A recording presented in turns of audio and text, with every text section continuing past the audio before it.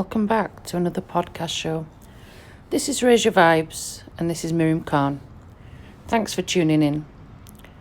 Today's podcast is going to discuss how sometimes we end up in relationships, partnerships, friendships, and unfortunately we come across stumbling blocks in our path where one individual has gone out of their way to lie and break our trust and break a lot of things as well, not necessarily physical attributes, but break hearts, break, patterns, break things we've built together, break foundations, breaking trust that we've established. And even if you've been with that person, whether it's, like I said, a friend, a loved one, someone you're married to, all of that can be destroyed within minutes, within seconds. Some of us will be in very, very difficult situations right now as I'm doing this particular podcast. We've all faced situations where our friendships have, melted away, broken away. And there are times when we do grieve over those friendships because of those scenarios. We say goodbye to some friends because they no longer serve us, they're no longer on the same path as us, they're no longer respecting our values and our traits and our boundaries. But the ones that really hurt are the ones that we've invested in more deeply. That is your loved one, that's your partner, husband, wife. When they betray us, it's a completely different realm, completely different type of disrespect, completely different type of trauma and pain and hurt. Now, as human beings, we've been sort of conditioned in many, many ways to forgive. And to forgive easily sometimes as well, over small matters. Sometimes we find it very difficult to forgive. And if we are able to forgive, we're not able to forget. All of you will be very, very different in this particular scenario. For some of you, it's a case of, once they've hurt you, you're done. You're out that door. See you later. Bye.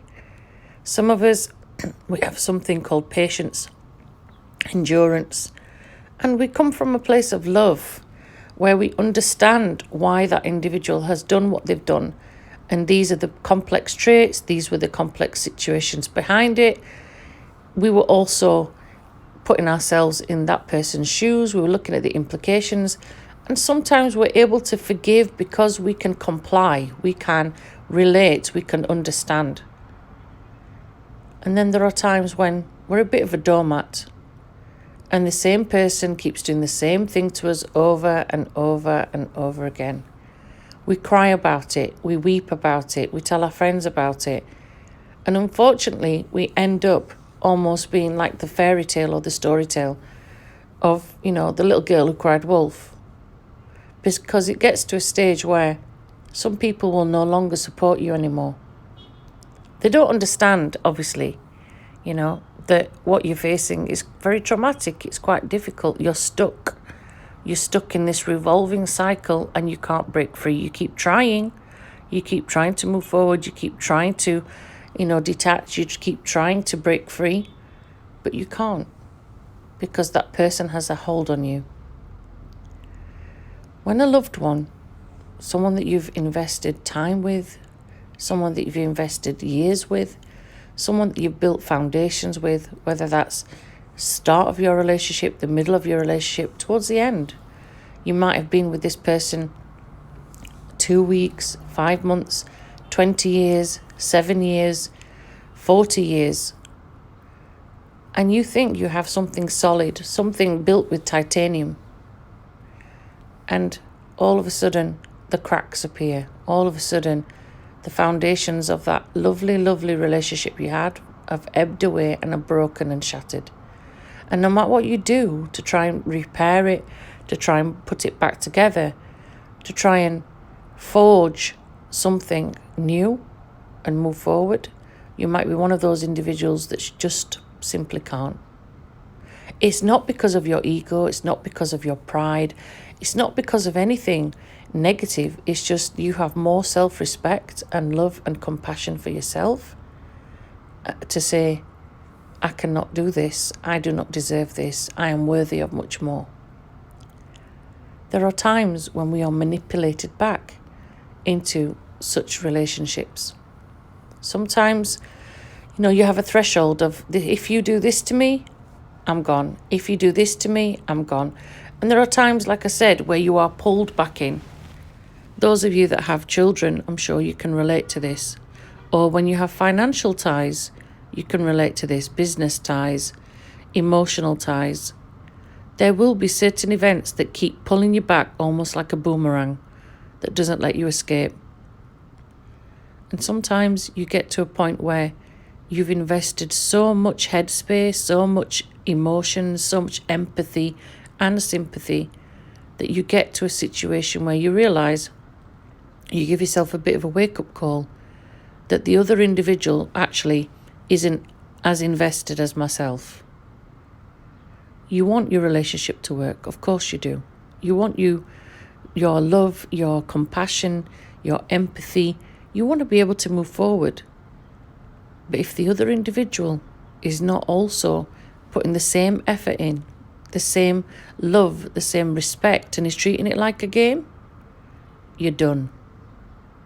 That doesn't mean, for those of you that are listening, you just walk straight out, because it's not as simple as that.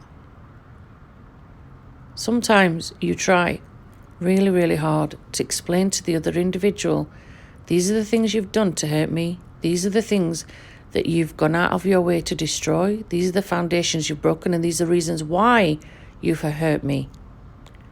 When that other individual's not even taking any sense of, understanding, listening and actually saying, yeah, I take that on board, that's a quality I need to change. And instead, they whitewash it and change the ball game so that it's you at fault. Or they don't even acknowledge it. This is not someone that respects you. This is not someone that values you. This is not somebody that wants you in their relationship, and they don't want to work together as a team. If anything, they want to work for their own agenda and for their own goals, for their own ego. They're not supporting you. They're not helping you to grow. If anything, they're a weed. And the weed becomes heavier and heavier and heavier over time because it turns into lead. And we have to take ownership of that. We have to see our own part that we play in that particular situation. As I said, it is not simple. In words, perhaps so. In emotions and feelings and context of your scenario, it is not easy to do at all. We try our hardest to defragment ourselves, to not fight over materialistic things or families or children when you're going through a divorce or a separation. All you want is the other person to acknowledge the pain and the trauma and the hurt that they've caused so that you can move forward, that you can heal. Sometimes, unfortunately, that person won't give it to you. And we have to work on it ourselves. It takes time to let that go. It takes time to move forward and to, as a quote from Shakespeare, to thine own self be true. That is in itself a very, very difficult thing to do. Sometimes taking on the other individual's responsibility, whether they're a narcissist, whether they just blatantly just don't care. We have to take that empowerment back ourselves. Do we really need that person to understand us? Yes or no? Is it really that important? Yes or no? All of us might go through that scenario where we feel so empowered that we must tell the other individual how they've hurt us. I get that. I totally get that, because it's you as a human being voicing your pain, voicing your anguish, voicing it to the person that needs to hear it all along. Not your friends. Of course your friends are supportive. Of course your friends are there to help you and they're there to support you. But it's the actual individual you're involved with. Sometimes, like I said, you might see change. It might surprise you. And in other cases, you realise that person is going to continue on this mass destruction of people's hearts, people's souls, people's time. These are all investments you can pour back into yourself. When we try to heal, when we try to move forward from such scenarios, it's not easy as well. You have things that come and trigger you. You have things that come and, hurt you again. And you have people thinking this is a game, that they can just manipulate and they can exercise their rights.